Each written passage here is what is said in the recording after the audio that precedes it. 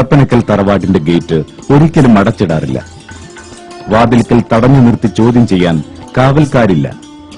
പാണക്കാട്ട് പ്രശ്നങ്ങളും പരാതികളുമായി ചെല്ലുന്നവർക്ക് ചെവി തരാൻ അവിടെ എപ്പോഴും ആളുണ്ടാവും. സമയാസമയം ആഹാരം ലഭിക്കും. മതപരമായോ രാഷ്ട്രീയമായോ വേർതിരിവുകളില്ല. വരുന്നവർക്ക് ഒരു തരത്തിലുമുള്ള വലിപ്പ ചെറുപ്പങ്ങളുമില്ല.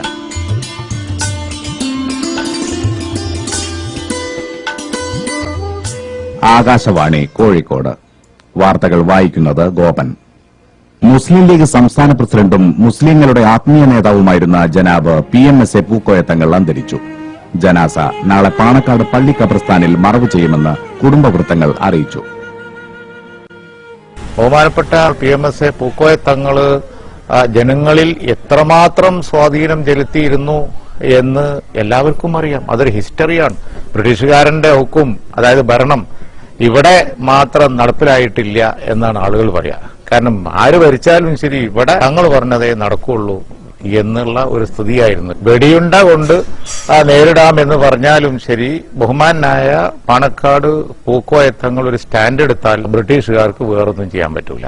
അങ്ങനെ എത്രയോ സംഭവങ്ങൾ ഉണ്ടായിട്ടുണ്ട്. അതിനാണല്ലോ അദ്ദേഹത്തെ അന്ന് അറസ്റ്റ് ചെയ്യുക വരെ ചെയ്തത്. അപ്പൊ അത്തരത്തിൽ വലിയൊരു പിതാവിന്റെ പുത്രനാണ് ബഹുമാനായ ശിഹാബ് തങ്ങൾ. മഹാശയ പൊന്നിലാവ് സയ്യിദ് PMSA മൃതിയായി,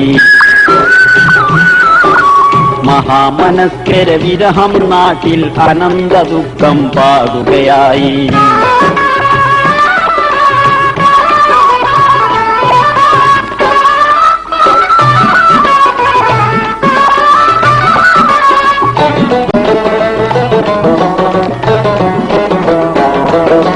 മഹിതല പൂങ്കാവന പാണക്കാട്ടിലെ ദീപം പൊലിഞ്ഞു പോയി, മഹൽകുതത്തിൻ പൂന്തണൽ ചെയ്ത് മനോജ്ഞ പുഷ്പം കൊഴിഞ്ഞുപോയി. സഹോദരൈക്യത്തിൻ്റെ ഒരു പുണ്യ സഹായ ഹസ്തം മറഞ്ഞുപോയി.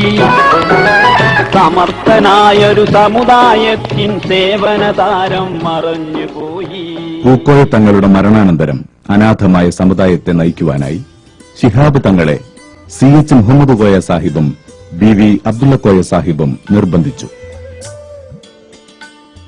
മുസ്ലിം ലീഗിന്റെ അമരത്ത് അവരോധിതനായ ശിഹാബ് തങ്ങളെ കാത്തിരുന്നത് പൂക്കൾ വിതറിയ വഴികളായിരുന്നില്ല. ശിഹാബ് തങ്ങളെ കുറിച്ച് പറയുമ്പോൾ അദ്ദേഹം ഒരു പാരമ്പര്യത്തിന്റെ കണ്ണിയാണ് എല്ലാ അർത്ഥത്തിലും. അത് എല്ലാവർക്കും അറിയാം. ചരിത്ര പുരുഷനാണ്.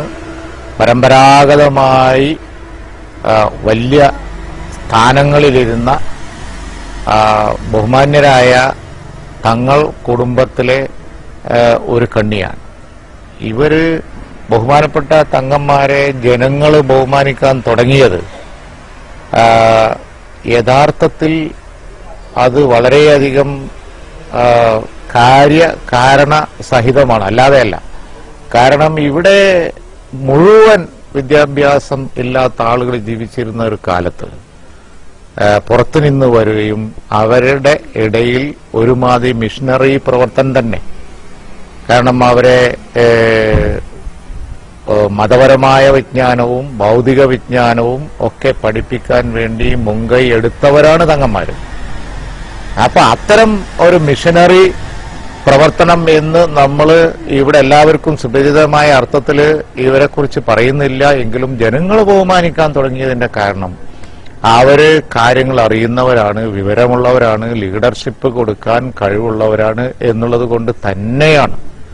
അങ്ങനെയാണ് ചരിത്രപരമായി പാണക്കാട് കുടുംബത്തിൻ്റെതാവട്ടെ മമ്പുറം തങ്ങളുടേതാവട്ടെ ഓരോന്നും എടുത്തു നോക്കിയാലും ശരി ലീഡർഷിപ്പ് ക്വാളിറ്റി ആയിരുന്നു, ലീഡേഴ്സായിരുന്നു അതാത് കാലഘട്ടത്തിലെ ജനങ്ങളുടെ പ്രശ്നങ്ങളിൽ ഇടപെട്ട ആളുകളായിരുന്നു ഈ പറഞ്ഞ തങ്ങന്മാരൊക്കെ.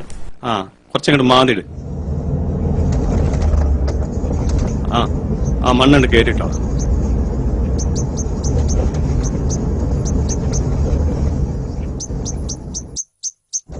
അവിടെ തന്നെ.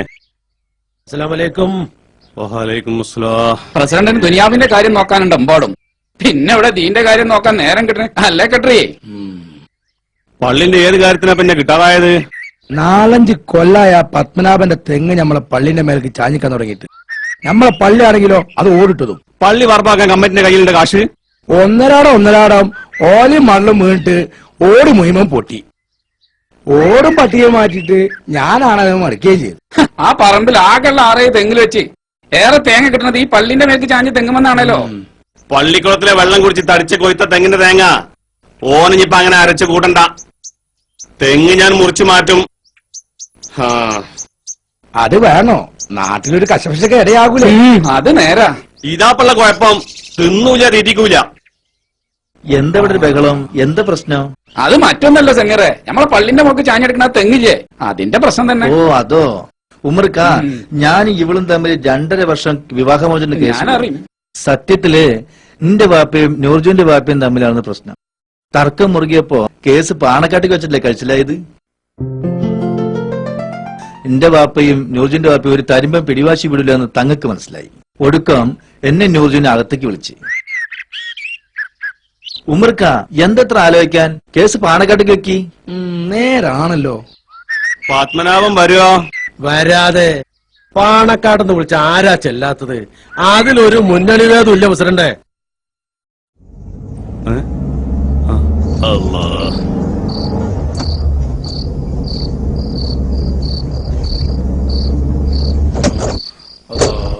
അസ്സലാമു അലൈക്കും. വഅലൈക്കും അസ്സലാം വറഹ്മത്തുള്ളാഹി വബറകാതുഹു. അല്ല സെക്രട്ടറി, തങ്ങളെന്ത് പറഞ്ഞു? തെങ്ങ് മുറിക്കാനാവും? അല്ല, പിന്നെ പള്ളിയിലോടൊക്കെ പൊട്ടിക്കോട്ടെന്നോ? പൊട്ടുമ്പോ മാറ്റിട്ടാ മതിയെന്നോ?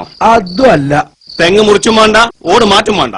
സെക്രട്ടറി, ഈ ആളലാക്കലാക്കണ്ടേ? തങ്ങൾ എന്ത് പറഞ്ഞു തെളിച്ചു പറയും. തങ്ങൾ പാപ്പ പറഞ്ഞ തെങ്ങ് മുറിച്ചുകൊള്ളാന്ന് പത്മനാഭൻ. തങ്ങൾ എന്ത് പറഞ്ഞാലും അനുസരിക്കാന്ന് ഞങ്ങളും. എന്നിട്ട് എന്താകാനാ?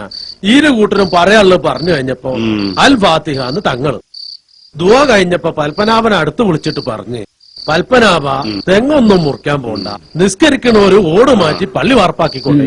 അതാണ് എന്റെ ശരി. ഞമ്മളെ മുതൽ കേടുവരുത്താണ്ടിരിക്കാനായിട്ട് അന്യന്റെ മുതലല്ല കേടുവരുത്തേണ്ടത്. തങ്ങൾക്ക് വേക്കൂല. അതിൽ ബൈത്ത. ഇനി പള്ളി കോൺക്രീറ്റ് ചെയ്യാൻ ഞങ്ങൾ വണ്ടി പായണം. 1 ലക്ഷം റുപ്യ ഞാൻ തരാം. 50,000 ഞാൻ തരാം. അല്ല, ബാവാന്റെ മോൻ ദുബായിലല്ലേ? അപ്പൊ നിങ്ങൾ 50,000 പോരാ. ഓനവിടെ അല്പം ക്ഷീണത്തിലാ. അല്ലെങ്കില് പോട്ടെ. ആദ്യം നമ്മൾ കമ്മിറ്റിക്കാരെന്ത് ഒപ്പിക്കുന്നു ഉറപ്പിച്ച ബാക്കി നമുക്ക് ജനറൽ ബോഡി വിളിച്ചിട്ട് പിരിവെടുത്താലോ? അത് തന്നെ. അങ്ങനെയാണ് 25,000 ഞാൻ. പള്ളി പുതുക്കി പണിയുള്ള പിരിവ് നിർത്തിക്കോളി. എന്താ ഇതേ? പത്മനാഭേട്ട തെങ്ങ് ഉറപ്പിച്ചു കഴിഞ്ഞു. നല്ല കാര്യം. സമാധാനമായി. എനിക്കപ്പോളെ തോന്നിക്കണ് നമ്മള് മാപ്പിളാർക്കും വേണ്ടിട്ടേ തെങ്ങ് മുറിച്ചാം തങ്ങൾ പറയുന്നതാണ് പത്മനാഭനും കൂട്ടരും കരുതിയത്. പക്ഷെ തെങ്ങ് മുറിച്ചിട്ടാന്ന് തങ്ങൾ പറഞ്ഞപ്പം പത്മനാഭനും കൂട്ടരും കുറ്റബോധം കൊണ്ട് തല മുമ്പിട്ട് പോയി. അൽഹംദുലില്ലാഹ്. അങ്ങനെ മല പോലെ വന്നത് മഞ്ഞു പോലെ പോയി. പ്രസ്ഥാനവും സമുദായവും അനുനിമിഷം സംഘർഷഭരിതമായപ്പോഴൊക്കെയും ശിഹാബ് തങ്ങൾ മെയ് വഴക്കമുള്ള കപ്പിത്താനെ പോലെ അതിന്റെ അമരത്ത് തന്നെ നിലകൊണ്ടു. ബാബരി മസ്ജിദ് തകർക്കപ്പെട്ട ആ സന്ദർഭത്തിൽ അമ്പലങ്ങൾക്ക് കാവൽ നിൽക്കുവാൻ, അതുപോലെ തന്നെ മറ്റ് സമുദായങ്ങളുടെ വീട്ടിനും സ്വത്തിനും കാവൽ നിൽക്കുവാനാണ് സഹോദരൻ സയ്യിദ് ശിഹാബ് തങ്ങൾ നമ്മോട് പറഞ്ഞ കാര്യങ്ങൾ. തിരുമാതാംകുന്ന് ക്ഷേത്രത്തിന്റെ വാതിൽ തകർക്കപ്പെട്ട സംഭവമായിരുന്നു. അന്ന് ഏറ്റവും മുൻപന്തിയിൽ ഏറ്റവും വേഗത്തിൽ അവിടെ എത്തിച്ചേരുകയും ആ വാതിൽ പുനർനിർമ്മാണത്തിന് വേണ്ടി ആദ്യമായി തങ്ങളുടെ കൈകൊണ്ട് കാണിക്ക നൽകുകയും ചെയ്തുകൊണ്ട് ഇവിടെയുള്ള സംഘർഷാവസ്ഥ മാറ്റി നിർത്തിക്കൊണ്ട് ഈ വാതിൽ പുനർനിർമ്മാണത്തിന് വേണ്ടി കൂട്ടായ പ്രവർത്തനം കാഴ്ചവെക്കാമെന്ന് പറയുകയുണ്ടായിരുന്നു. യഥാർത്ഥത്തിൽ അതൊക്കെ കേരളത്തിലെ എല്ലാ സമുദായക്കാരും മനസ്സിലാക്കിക്കൊണ്ട് നമ്മുടെ നാട്ടിൽ മതസൗഹാർദ്ദം ഊട്ടിയുറപ്പിക്കേണ്ടത് ബഹുമാനപ്പെട്ട തങ്ങളുടെ അനുയായികളൊക്കെ തന്നെ അതിനുവേണ്ടി ഇനി നിലകൊള്ളേണ്ടവരാണ്. കേരളത്തിൽ നമുക്ക് ആവശ്യവും ആ മതസൗഹാർദ്ദമാണ്. താനാളൂരിൽ വലിയൊരു സംഭവം നമുക്കറിയാം. താനാളൂരിൽ ക്ഷേത്രം അത് കത്തുന്ന ഒരു സന്ദർഭത്തിൽ ആ പ്രദേശത്തേക്ക് ഓടിച്ചെന്ന് തളിയിൽ എന്ന പോലെ തന്നെ അവിടുത്തെ മുസ്ലിങ്ങളെ സംഘടിപ്പിച്ചുകൊണ്ട്, അവിടുത്തെ പ്രധാനികളെ സംഘടിപ്പിച്ചുകൊണ്ട് അവിടെ ആ ക്ഷേത്രം നിർമ്മിക്കാൻ നേതൃത്വം കൊടുത്ത് കമ്മിറ്റി ഉണ്ടാക്കിയത് ബഹുമാനപ്പെട്ട തങ്ങളാണ്. മുസ്ലിം ലീഗിന്റെ സംസ്ഥാന സമിതി യോഗം ചേർന്നപ്പോൾ അധ്യക്ഷ സ്ഥാനത്ത് വൈസ് പ്രസിഡന്റായിരുന്ന എന്റെ പിതാവ് ബി വി അബ്ദുള്ള കോയായിരുന്നു. ആ ചടങ്ങിലെ പ്രത്യേകമായി ആസൂത്രണം ചെയ്തിരുന്ന പ്രധാന പ്രാസംഗികൻ CH മുഹമ്മദ് കോയ സാഹിബായിരുന്നു. CH മുഹമ്മദ് കോയ സാഹിബ് അടുത്ത പിൻഗാമിയായി മുഹമ്മദ് അലി ശിഹാബ് തങ്ങൾ എന്ന പേര് ഉച്ചരിക്കുമ്പോൾ അധ്യക്ഷ സ്ഥാനത്ത് നിന്ന് ഞാൻ തന്നെ അതിനെ പിന്താങ്ങുന്നു എന്ന് എൻ്റെ പിതാവ് പറഞ്ഞപ്പോൾ അല്ലാഹു അക്ബർ എന്നുള്ള തക്ബീർ ധ്വനികളോടുകൂടി ആ യോഗം അത് അംഗീകരിക്കുകയുണ്ടായിരുന്നു. ഈ നിർദ്ദേശം ശിഹാബ് തങ്ങളുടെ മുമ്പിലേക്ക് വെച്ചപ്പോൾ അദ്ദേഹം പൊട്ടിക്കരയാണ് ചെയ്തത്.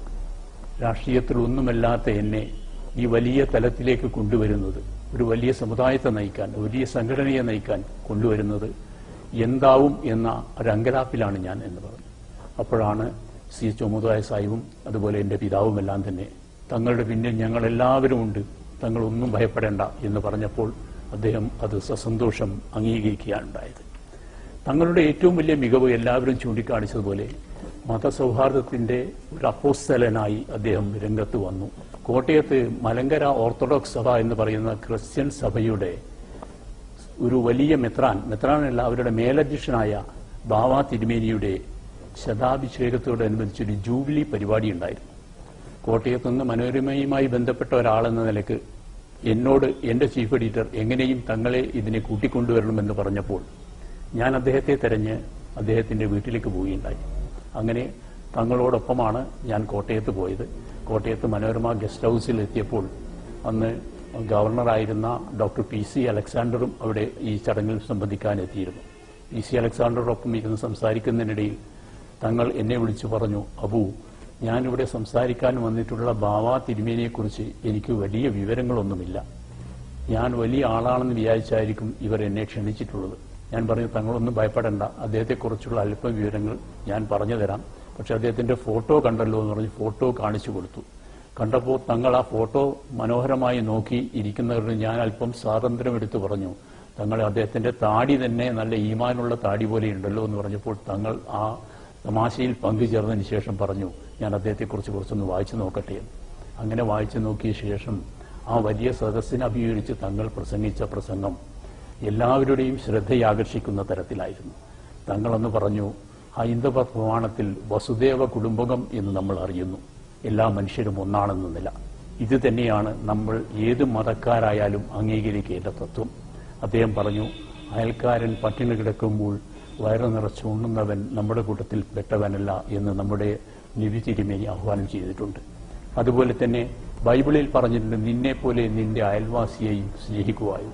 ഇവിടെയൊക്കെയും മതക്കാരായിരിക്കണം, എന്റെ മതക്കാരായിരിക്കണം നമ്മൾ ഈ പങ്കുവെക്കേണ്ടത് എന്ന് പറയുന്നില്ല. അതുകൊണ്ട് തന്നെ നമ്മുടെ എല്ലാ മനുഷ്യരിലും ഓടുന്നത് ഒരേ രക്തമാണ് എന്ന് മനസ്സിലാക്കിക്കൊണ്ട് സൗഹൃദം പാലിക്കണമെന്നൊരു വലിയ സന്ദേശമാണ് തങ്ങളിവിടെ നൽകിയത്. ഒരു കൊടുങ്കാറ്റിനും തകർത്തെറിയാനാവാത്ത വിധം കേരള മുസൽമാന്മാരെ സുരക്ഷിതരും ലക്ഷ്യബോധമുള്ളവരുമാണെന്ന വിധത്തിലേക്ക് അദ്ദേഹം തുഴഞ്ഞെത്തിച്ചു.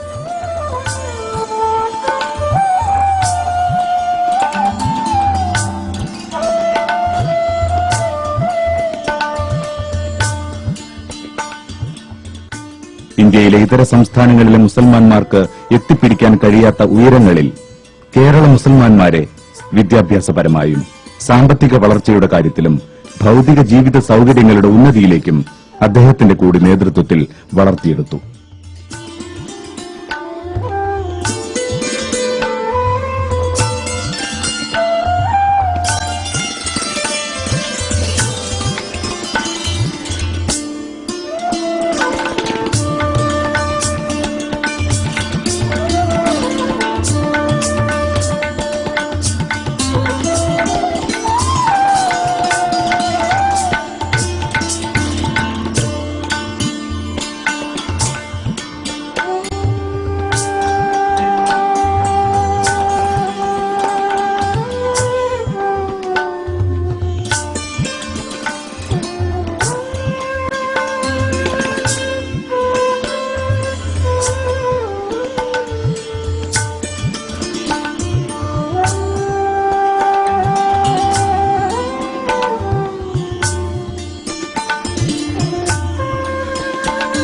ഇന്ത്യ ബഹുസ്വരതയ്ക്ക് പേരുകേട്ട രാജ്യമാണ്. മതം, സമുദായം, ഭാഷ, സംസ്കാരം എന്നിത്യാദി കാര്യങ്ങളിലൊക്കെ വൈവിധ്യം പുലർത്തുന്ന ഇന്ത്യയെ പോലുള്ള ഒരു രാജ്യത്ത് വിവിധങ്ങളായിട്ടുള്ള ജനസഞ്ചയങ്ങൾക്കിടയിൽ, ജനപഥങ്ങൾക്കിടയിൽ സൗഹൃദത്തിന്റെ, ഐക്യത്തിന്റെ ഒരു